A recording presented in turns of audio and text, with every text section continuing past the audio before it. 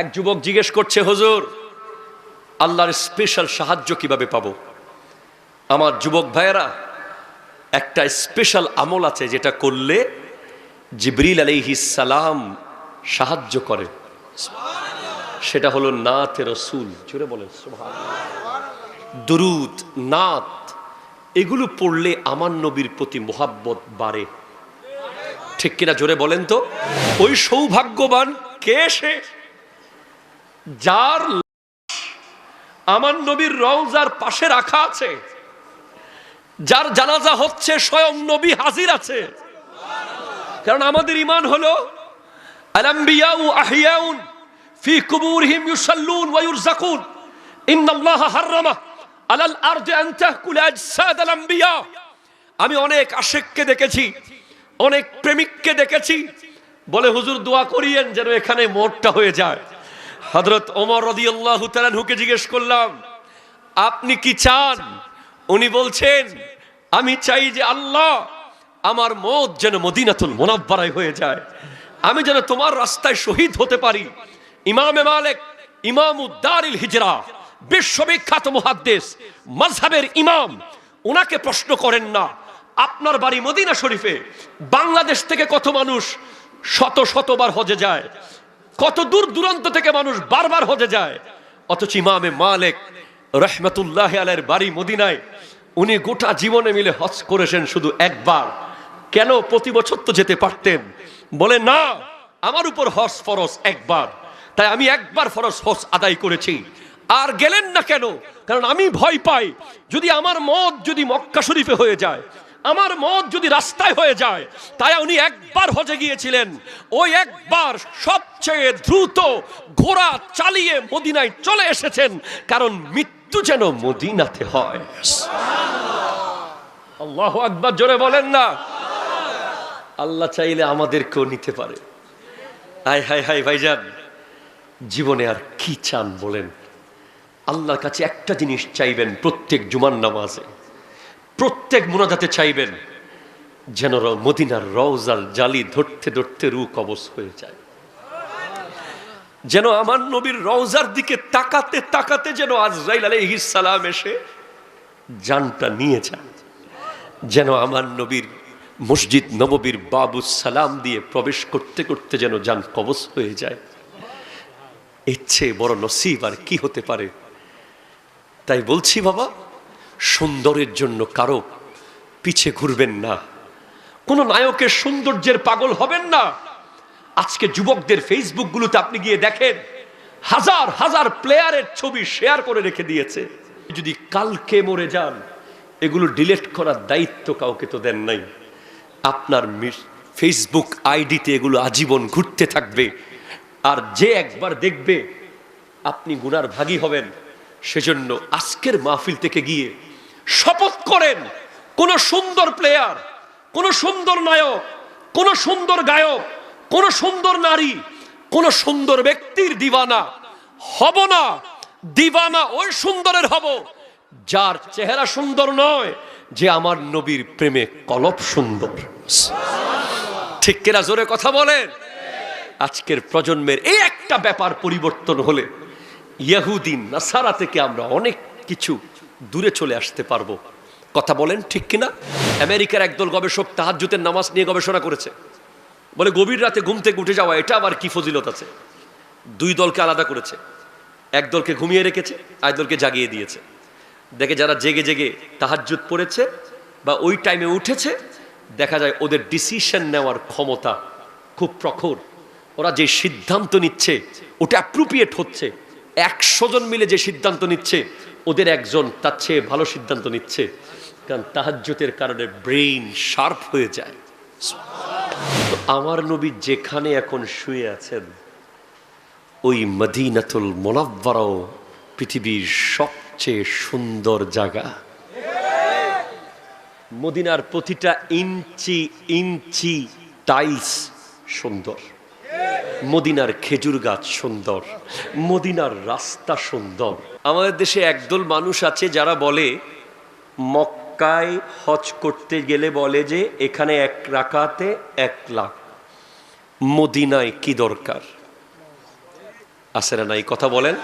আমি নিজেই প্রমাণ পেয়েছি। আগে আমি শুনতাম, আমি যখন প্রথম বছর উমরা হজে যাই, আমার সাথে একটা কাপল ছিল মুরব্বী, তারাও ইউটিউব দেখে ফেসবুক দেখে কোনো বক্তার ওয়াজ শুনেছে, কোনো মতে মদিনায় যেতে চায় না।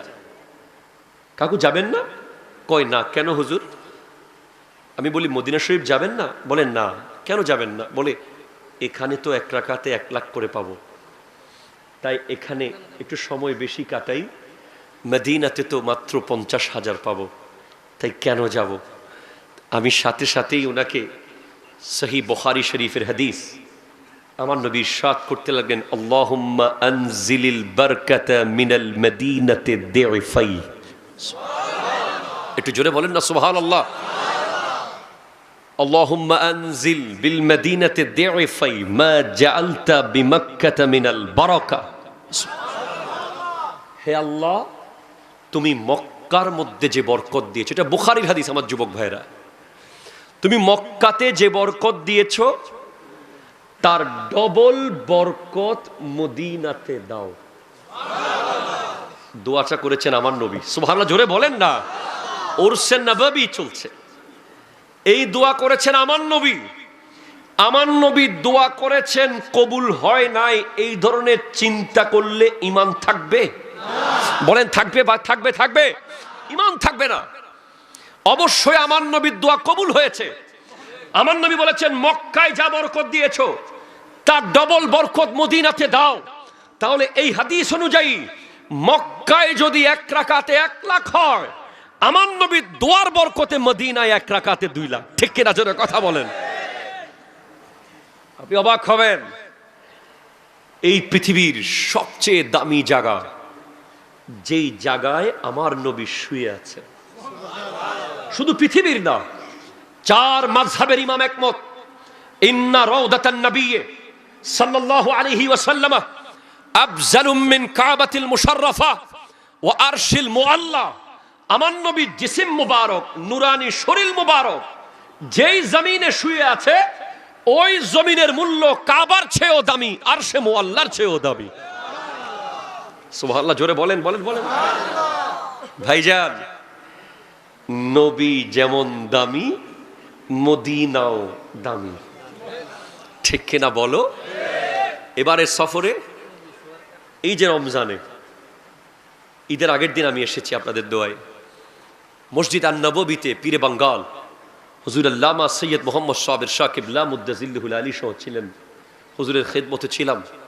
মসজিদ আন-নববীর মধ্যে আসরের নামাজের পর একজন আনসারী সাহাবীর বংশধর আমাদেরকে বললেন, ইজলিসু, বসেন, ইন্নী উরিদু আন উদাররিসা সূরাতুল ফাতিহা, আমি আপনাদেরকে সূরা ফাতিহা শিখাবো। আমরা সবাই বসে গেলাম, হুজুর আওলাদে রাসূলও বসে গেলেন, প্রত্যেকে রিয়াল আর কোরআন শরীফ খুলে বসলেন, আমরাও নিলাম। হুজুর নিজেই তাকে সূরা ফাতিহা পড়ে পড়ে শোনালেন, আমরাও শোনালাম। তখন তাকে আমরা বললাম, আমরা চাই যে একটু রিয়াজুল জান্নায় যাব, আমরা একটু রিয়াজুল জান্নায় জিয়ারত করতে চাই। বলে লিমাজা? আমরা হাযা রাওদাতুম মিন রিয়াজিল জান্নাহ। বলে হাযা রাওদাতুম মিন রিয়াজিল জান্নাহ আসা বল আল মদিনা কুল্লু মাকান জান্নাহ, জান্নাহ জান্নাহ। উনি বলছেন এই মদিনা শরীফের প্রত্যেকটা জায়গায় জান্নাত, মসজিদে নববী গোটাটাই জান্নাত। জোরে বলেন সুবহানাল্লাহ। বলে আপনি তো এখন অলরেডি জান্নাতেই আছেন। দেখেন তাদের আকীদা। আমরা দূর থেকে অনেকে ভুল বুঝি ওনাদেরকে, ওখানে অনেকে আসে কাছে। পরে জিজ্ঞেস করলাম, মান আনতা? উনি বলছেন, আনা ইসমি নাজি, আনা আনসারি। বলে আমার নাম নাজি, আমি আনসারি সাহাবীর বংশধর। এই মদিনাতুল মুনাওয়ারা এত সুন্দর কেন? প্রশ্ন যদি করেন, পৃথিবীর সবচেয়ে সুন্দর জাত ওই মদিনায় শুয়ে আছে। High high high. আপনি দেখবেন কত জানাজা পৃথিবীতে হয়, জানাজায় সবাই যায় বা যায় না, কিন্তু মসজিদ নববীতে যখন আপনি দেখবেন নামাজের পরে الصلاة على الميت يرحمكم الله। জানাজার এলান হয়ে গেছে। অনেকে এয়ারপোর্ট যেতে হবে, অনেকের লাগেজ গুছাতে হবে, তাড়াহুড়ো আছে, এরপরও চেষ্টা করে দাঁড়িয়ে যেতে, জানাজাটা পড়ে যেতে। একবার আমি জিজ্ঞেস করলাম একজনকে, ভাই জানাজা পড়ার জন্য এত সিরিয়াস কেন হয়ে গেলেন? বলে ওই ব্যক্তি কত সৌভাগ্যবান যার লাশটা আমার নবীর রওজার সামনে রাখা হয়েছে। ওই খুশনসিবওয়ালা, ওই সৌভাগ্যবান কে সে যার লাশ আমার নবীর রওজার পাশে রাখা আছে, যার জানাজা হচ্ছে স্বয়ং নবী হাজির আছে। কারণ আমাদের ঈমান হলো আল-আম্বিয়াউ আহইয়াউন ফি কুবুরিহিম ইউসাল্লুন ওয়া ইউরযাকুন ইন্নাল্লাহা হাররামা আলাল আরদি আন তাকুলা আজসাদাল আম্বিয়া। আমি অনেক আশিককে দেখেছি, অনেক প্রেমিককে দেখেছি, বলে হুজুর দোয়া করিয়েন যেন এখানে মোটটা হয়ে যায়। হযরত ওমর রাদিয়াল্লাহু তাআলা আনহুকে জিজ্ঞেস করলাম, আপনি কি চান? উনি বলছেন, আমি চাই যে আল্লাহ আমার মওত যেন মদিনাতুল মুনাওয়ারায় হয়ে যায়, আমি যেন তোমার রাস্তায় শহীদ হতে পারি। ইমামে মালিক, ইমামুদ্দারিল হিজরা, বিশ্ববিখ্যাত মুহাদ্দিস, মাযহাবের ইমাম, ওনাকে প্রশ্ন করেন না আপনার বাড়ি মদিনা শরীফে, বাংলাদেশ থেকে কত মানুষ শত শতবার হজে যায়, কত দূর দূরান্ত থেকে মানুষ বারবার হজে যায়, অথচ ইমামে মালিক রাহমাতুল্লাহি আলাইহির বাড়ি মদিনায়, উনি গোটা জীবনে মিলে হজ করেছেন শুধু একবার। কেন? প্রতি বছর তো যেতে পারতেন। বলে না, আমার উপর হজ ফরজ একবার, তাই আমি একবার ফরজ হজ আদায় করেছি। আর গেলেন না কেন? কারণ আমি ভয় পাই যদি আমার মওত যদি মক্কা শরীফে হয়ে যায়, আমার মওত যদি রাস্তায় হয়ে যায়। তাই উনি একবার হজে গিয়েছিলেন, ওই একবার সবচেয়ে দ্রুত ঘোড়া চালিয়ে মদিনায় চলে এসেছেন, কারণ মৃত্যু যেন মদিনাতে হয়। আল্লাহু আকবার, জোরে বলেন না। আল্লাহ চাইলে আমাদেরকেও নিতে পারে। হায় হায় হায় ভাইজান, জীবনে আর কি চান বলেন? আল্লাহর কাছে একটা জিনিস চাইবেন, প্রত্যেক জুমার নামাজে, প্রত্যেক মুনাজাতে চাইবেন যেন মদিনার রওজার জালি ধরতে ধরতে রূহ কবজ হয়ে যায়, যেন আমার নবীর রওজার দিকে তাকাতে তাকাতে যেন আজরাইল আলাইহিস সালাম এসে জানটা নিয়ে যায়, যেন আমার নবীর মসজিদ নববীর বাবুস সালাম দিয়ে প্রবেশ করতে করতে যেন জান কবজ হয়ে যায়। এর চেয়ে বড় নসিব আর কি হতে পারে? তাই বলছি বাবা, সুন্দরের জন্য কারো পিছে ঘুরবেন না, কোন নায়কের সৌন্দর্যের পাগল হবেন না। আজকে যুবকদের ফেসবুক গুলোতে আপনি গিয়ে দেখেন, হাজার হাজার প্লেয়ারের ছবি শেয়ার করে রেখে দিয়েছে। যদি কালকে মরে যান, এগুলো ডিলিট করার দায়িত্ব কাউকে তো দেন নাই। আপনার ফেসবুক আইডিতে এগুলো আজীবন ঘুরতে থাকবে, আর যে একবার দেখবে আপনি গুনার ভাগী হবেন। সেজন্য আজকের মাহফিল থেকে গিয়ে শপথ করেন, কোন সুন্দর প্লেয়ার, কোন সুন্দর নায়ক, কোন সুন্দর গায়ক, কোন সুন্দর নারী, কোন সুন্দর ব্যক্তির দিওয়ানা হব না। দিওয়ানা ওই সুন্দরের হব যার চেহারা সুন্দর নয়, যে আমার নবীর প্রেমে কলব সুন্দর। ঠিক কিনা? জোরে কথা বলেন। আজকের প্রজন্মের এই একটা ব্যাপার পরিবর্তন হলে ইহুদি নাসারা থেকে আমরা অনেক কিছু দূরে চলে আসতে পারবো। কথা বলেন ঠিক কিনা? এটা দরুদ শরীফ পড়েন, আল্লাহুম্মা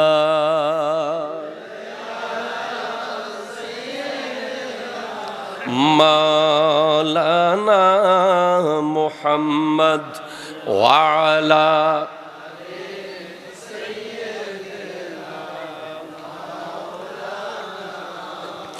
মোরা যদি ডানাওয়ালা পাখি হইতাম, ওই মদিনা দেখার লাগি উড়ে যাইতাম। মোরা যদি ডানাওয়ালা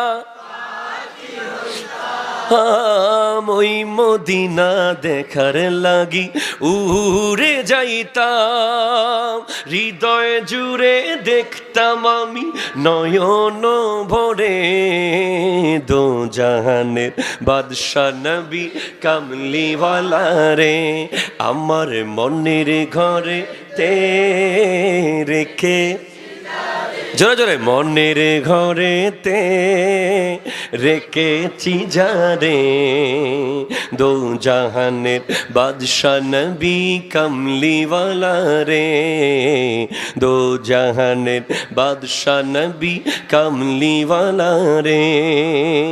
আদি পিতা আদম যখন মুসিবতে পড়ে, মোদের নবীর ওসিলাতে আল্লাহ কবুল করে। আদি পিতা আদম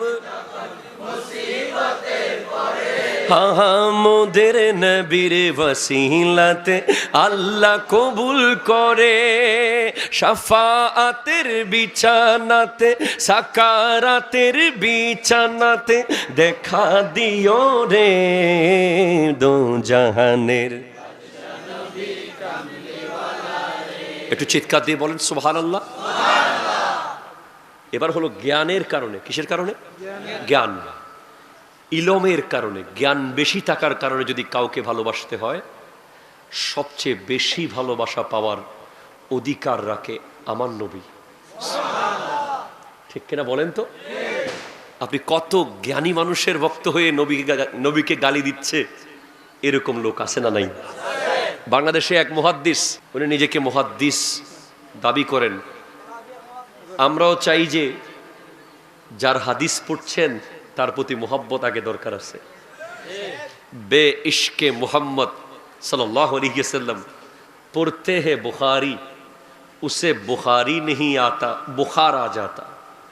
बुखार माने জ্বর, হতা নহর। বুখার মানে কি? নবীর প্রেম ছাড়া যারা বুখারী শরীফ পড়বে ওদের বুখারী পড়া আসবে না, জ্বর এসে যাবে। ঠিক না? কথা বলে না। আমাদের জামিয়াতে হযরতে আল্লামা আব্দুল হামিদ রহমতুল্লাহ আলাইহি বুখারী পড়াতেন। যখন ক্বালা রাসূলুল্লাহ সাল্লাল্লাহু আলাইহি ওয়াসাল্লাম বলতেন, সাথে সাথে চোখ দিয়ে পানি আসতো।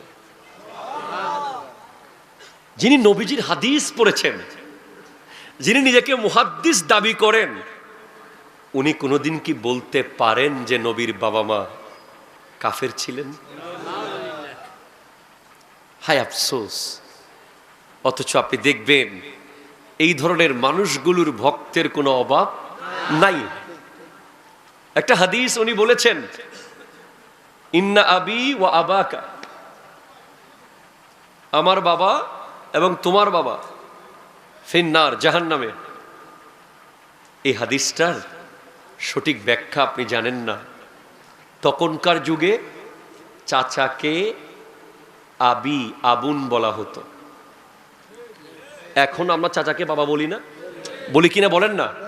চাচাকে মেজো আব্বু, ছোট আব্বু, বড় আব্বু, আব্বু শব্দটা তো আছেই।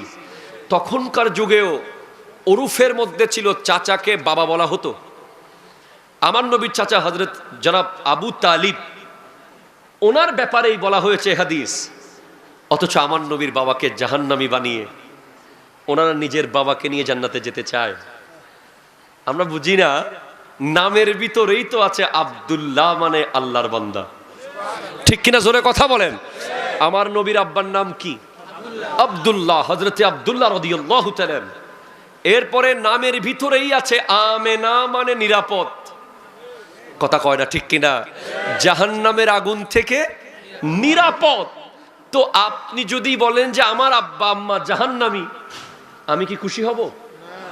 এবং সহিহ হাদিসের মধ্যে এসেছে, অসংখ্য তাফাসিরের মধ্যে এসেছে, আমার নবী আবারও ওনার আব্বা আম্মা ইসলাম প্রকাশিত হওয়ার আগে দুনিয়া থেকে পর্দা করলেও আমার নবীর ব্যাপারে, এই ব্যাপারে কোরআনে আয়াত আছে, ওয়াতাকাল্লুবাকা ফিস সাজিদিন, আমার নবীকে সিজদাকারীদের ভেতর দিয়ে আনা হয়েছে। ঠিক কিনা? জোরে কথা বলেন। এরপরেও সহিহ হাদিসে আছে, আমার দয়াল নবী ওনার আব্বা আম্মাকে কবর থেকে তুলে আবার ইসলামের কালিমা পড়িয়েছেন। ভাই, এই মুহাদ্দিস দিয়ে আপনি কি করবেন? এই ইলম দিয়ে আপনি কি করবেন? আমাদের দেশে আমি একটু আগে বলেছিলাম এই লাকসামে যেই বক্তব্য সবচেয়ে বেশি মানুষের কাছে পৌঁছেছিল, এক ব্যক্তি আমার নবীর ইলম নিয়ে কথা বলেছিল।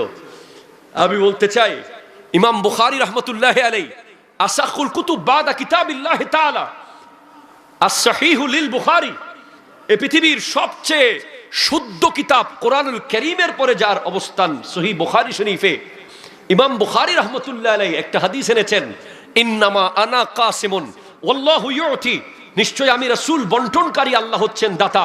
এই হাদিস এনেছেন কিতাবুল ইলমের ভিতরে। সেখান থেকে প্রমাণ হয় ইলমের বন্টনকারী হলো আমার নবী, দাতা হলেন আল্লাহ। ঠিক কিনা? জোরে কথা বলেন। শুধু তাই না, কেউ যদি ছাত্রকে দুর্বল বলে অটোমেটিক শিক্ষকের গায়েও দোষ চলে যায়। শিক্ষক যদি ভালো না হয় ছাত্র ভালো হবে না, শিক্ষক যদি ভালো হয় দামিস ছাত্র ভালো হয়ে যায়। কথা কোন ঠিক কিনা? আমার নবীর শিক্ষক কে? আরো জোরে বলেন কে? আল্লাহ। আর রহমান আল্লামাল কোরআন, রহমান তিনি যিনি তার হাবিবকে কোরআন শিক্ষা দিয়েছেন। তাহলে আমার নবী জানে না কেউ যদি বলে, লিখতে পারে না কেউ যদি বলে, ওটা জানে না সেটা জানে না যদি কেউ বলে, বুঝতে হবে সে আল্লাহর শিক্ষকতার উপরে আঙ্গুল তুলতেছে। সেজন্য এই পৃথিবীর সবচেয়ে জ্ঞানী জাত, সবচেয়ে এডুকেটেড, সবচেয়ে স্মার্ট, সবচেয়ে আধুনিক, সবচেয়ে অ্যাপ্রোপ্রিয়েট যে জাত, তিনি হলেন আমার নবী। আমার নবী, আমার নবী। ঠিক কিনা? জোরে কথা বলেন। আজকের বিজ্ঞানীরা অবাক হয়ে যাচ্ছে। আমি দু একটা বললে আপনারা অবাক হয়ে যাবেন। আমার নবীর সুন্নাহ আছে দুপুরে লাঞ্চ করার পরে 15 মিনিট একটু রেস্ট করো। আসে না বদ্দা? অনরেন্ডা আসে না? আমি শেষ করে দিন না, শেষ করে দিলে হতা কে নমতের আছে। অনেকে স্মার্ট লোক আছে, বলে না আমি অনেক কাজ পড়ে আছে অফিসে, লাঞ্চ করার সাথে সাথে আবার কম্পিউটার, আবার লেখালেখি শুরু করে, আবার ফোনে কথা বলে। না, ব্রেন স্ট্রোক হতে পারে। According to medical science brain stroke হওয়ার সম্ভাবনা রয়েছে। বলে কেন? এটা বিজ্ঞানীরা গবেষণা করেছে। দুপুরে খাওয়ার পরে কিছুক্ষণ ঘুমাবো, এই সুন্নাহর ভিতরে আবার কি আছে দেখি। বিজ্ঞানীরা দেখেছে আমরা যখন দুপুরে লাঞ্চ করি, লাঞ্চ করার পরে আমাদের দুপুরে একটু বেশি খাওয়া হয়। ঠিক কিনা বলেন? সকাল থেকে দুপুর একটা লং টাইম আপনাকে পরিশ্রম করতে হয়, তাই দুপুরের খাবারটা হুলস্থুল চলে। এই লাঞ্চ যখন হজম করতে হয়, হজম প্রক্রিয়া করার জন্য শরীরের বিভিন্ন জায়গা থেকে ব্লাড আমাদের পাকস্থলিতে আসে, ইভেন ব্রেইন থেকেও ব্লাড যায়। তাই 15 মিনিট যদি আপনি কাইলুলা করেন, শুয়ে থাকেন, চাইনিজদেরকে দেখবেন ওদের অফিসের যে চেয়ারগুলো আছে ওগুলো বিছানা সিস্টেম, যা সুইচ টিপ দিলে বিছানা হয়ে যায়। ওরা যা শুয়ে পড়ে 15-20 মিনিট, আবার ওঠে কাজ শুরু। Productive Chinese. এই 15 মিনিটের মধ্যে আপনার ব্রেইন থেকে যে ব্লাড পাকস্থলিতে গেল, পাকস্থলিক তার কাজ শেষ করে ওই ব্লাড পুনরায় ব্রেইনে পাঠিয়ে দেয়, তখন আপনার কাইলুলা শেষ হয়ে যায়। হ্যাজ এ সুন্নাহ, সবচেয়ে স্মার্ট এবং আধুনিক আমার নবী। আরো জোরে বলেন না সুবহানাল্লাহ, জোরে বলেন না। নামাজ এখানে না এখানে? শিওর? একজনও নাই? क्या कहते हैं? है यहाँ ऐसा है, ऐसा है। সায়েন্স কি বলে, বিজ্ঞান কি বলছে? তোমরা যারা নামাজ পড়ো না, যারা নামাজ ঠিক মতো পড়ে না, আমি তাদেরকে আশিকে রাসূল বলতে নারাজ। যারা নামাজ পড়ে না ওরা কখনো আশিকে রাসূল হতে পারে কেন? কারণ নামাজ হলো আল্লাহর ইবাদত, নবীর ইজ্জত। সুবহানাল্লাহ, জোরে বলেন না। আল্লাহর ইবাদত, নবীর ইজ্জত। আল্লাহ নামাজকে জোর করে চাপিয়ে দেন নাই। আমার নবী নামাজ আল্লাহর কাছ থেকে খুঁজে এনেছেন।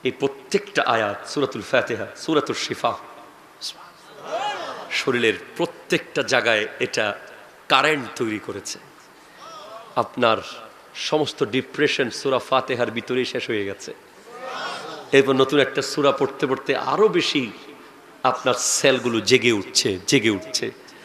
এই জন্য যারা নামাজ ঠিক মতো পড়ে ওরা কোনোদিন পাগল হবে না। সুবহানাল্লাহ। নবীর প্রেমে পাগল হতে পারে, ব্রেইন আউট হবে না। আমেরিকার একদল গবেষক তাহাজ্জুদের নামাজ নিয়ে গবেষণা করেছে। বলে গভীর রাতে ঘুম থেকে উঠে যাওয়া এটা আবার কি ফজিলত আছে।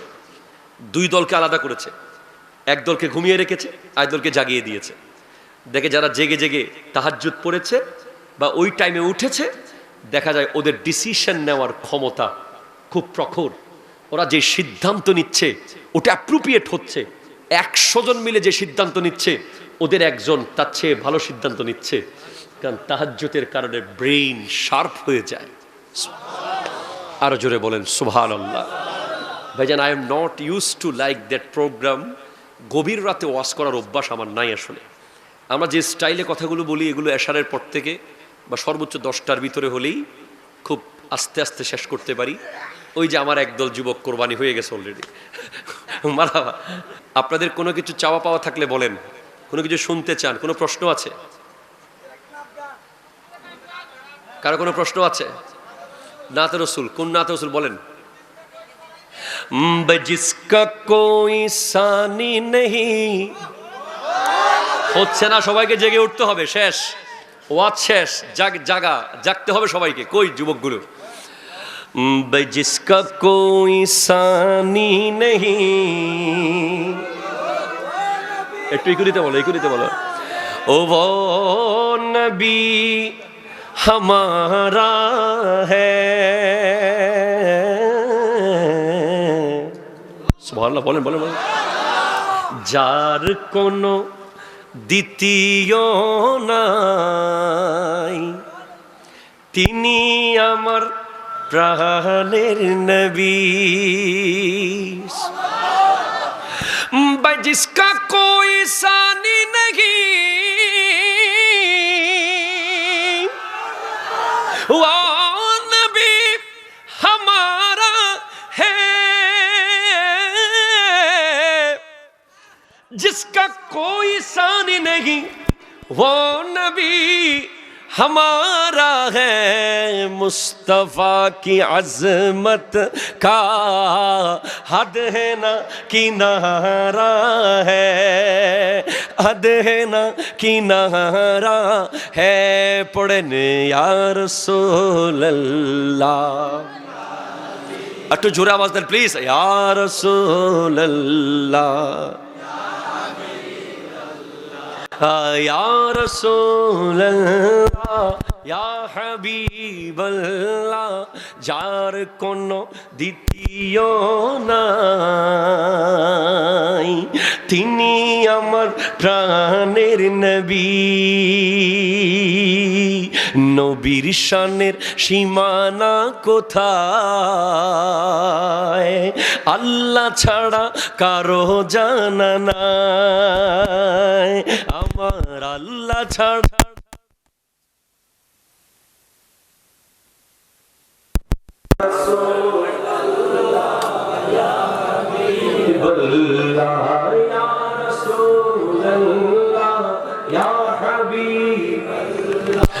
जोर पर के तूफान भी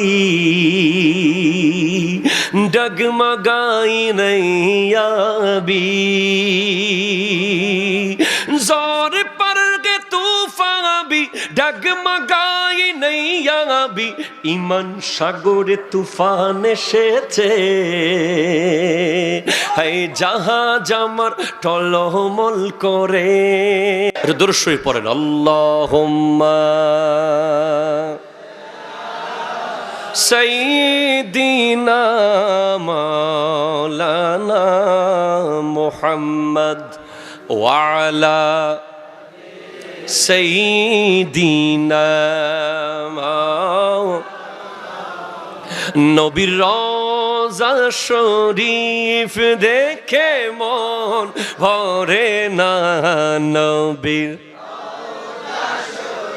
ইফ দেখে মন ভরে না, দিদার দাও গো শাহে মদিনা, দিদার হে মদিনা। আরো শের মেহমান করেছে আল্লাহ, কত শান কত মান মোর কামলিওয়ালা। আরো শের মেহমান করে কত শান কত মান মোর কামলিওয়ালা। ও গো মদিনাওয়ালা করো করুণা, ও গো করুণা, দিদার দাও গো শাহে মদিনা। নবীর রওজা শরীফ দেখে নবীর ইফ দেখে মন ভরে না, দিদার দাও গো এ মদিনা। পৃথিবীর কত জায়গায় গেছি জীবনে, মদিনার মতো সুন্দর দেখেনি নয়নে। ও গো মদিনাওয়ালা মোর কামলিওয়ালা, ও গো কামলিওয়ালা, দিদার দাও গো। চিৎকার দিয়ে বলেন সুবহানাল্লাহ। করিম আম্মা বা'দু ফাউযু বিল্লাহি মিনাশ শাইতানির রাজীম। بسم الله الرحمن الرحيم. إن الله وملائكته يصلون على النبي يا أيها الذين آمنوا صلوا عليه وسلموا تسليما. اللهم سيدنا مولانا محمد وعلى آله سيدنا. أعوذ بالله من الشيطان الرجيم. بسم الله الرحمن الرحيم.